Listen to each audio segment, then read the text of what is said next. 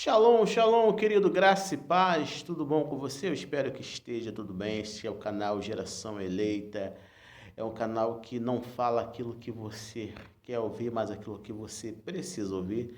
Você que está chegando a esse canal aqui, seja bem-vindo.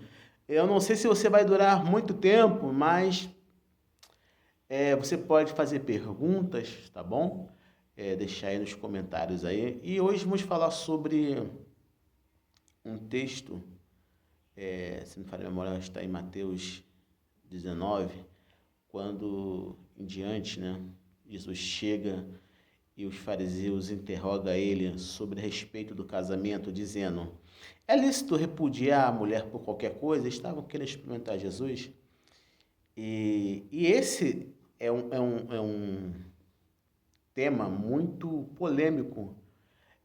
Temos duas vertentes de pessoas que pensam sobre a respeito do adultério, né, ou da infidelidade conjugal. Uma é que quando Jesus fala, não por qualquer coisa não, a não ser por infidelidade conjugal, né? Porque o que seria repudiar a esposa? Seria um divórcio. Dar divórcio por qualquer coisa, largá-la a qualquer coisa. Aí Jesus vai dizer que aquele que repudia a sua esposa por qualquer coisa comete pecado, porque vai fazer que a mulher cometa pecado. Um exemplo, o que seria repudiar por qualquer coisa?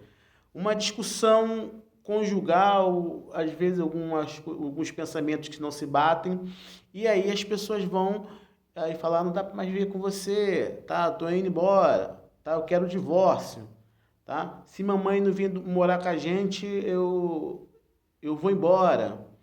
Então isso seria alguns princípios de qualquer coisa. Já outros têm a visão que se você se separar, mesmo que você tenha sido traído, você tem duas opções: que você reconcilie-se com a pessoa que lhe traiu, ou você fica sozinho para o resto da sua existência, né? Então são os dois tipos de pensamento. O primeiro se apoia na base a qual Jesus falou: olha, a não ser por infidelidade conjugal que você tem o direito de reaver a sua vida, né? Porque a gente vai entender, se você pegar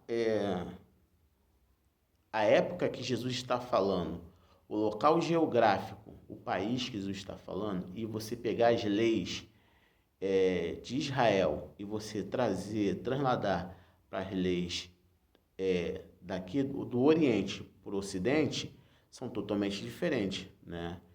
Porque o camarada poderia casar de novo? Porque se ele pegasse a mulher dele num ato de infidelidade, ele poderia levar até os anciões, ela seria levada para fora do arraial e ali ela seria apedrejada, como aconteceu com a mulher pega em ato de adultério, né? Levar até Jesus e expor a lei. Falar, o que tu diz?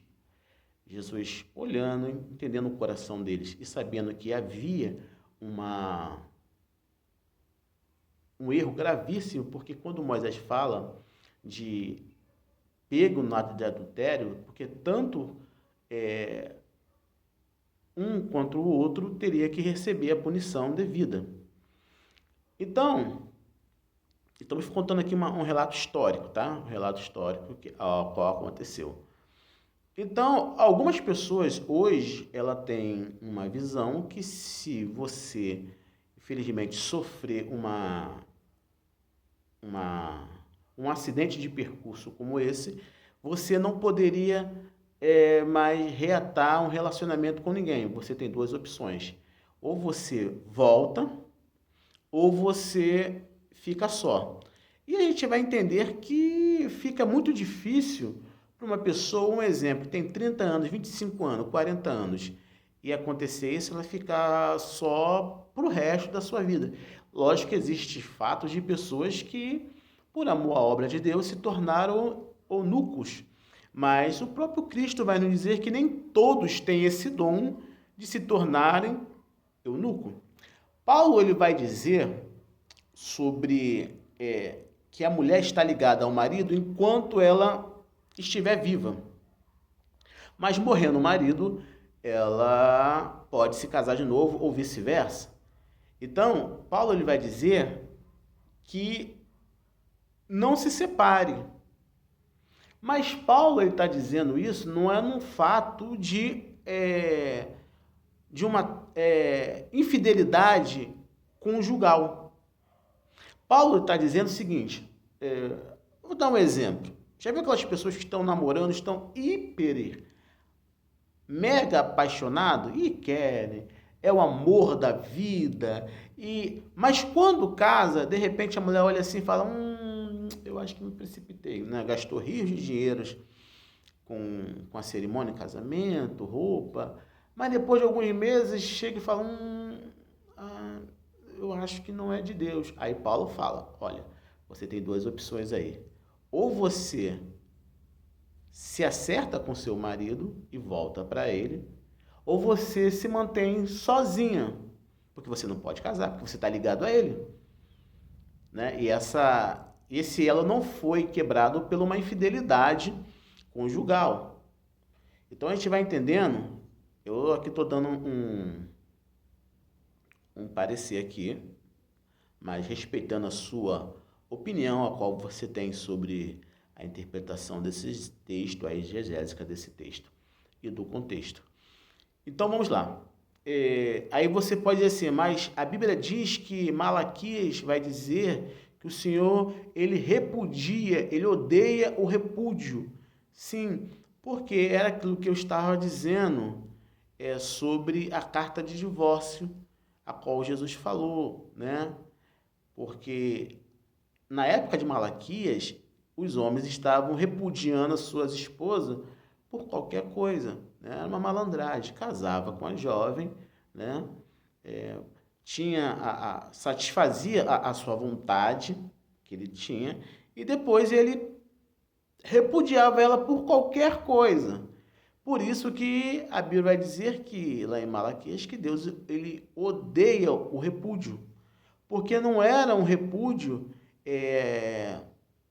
por infidelidade, era um repúdio porque o camarada já não gostava muito mais.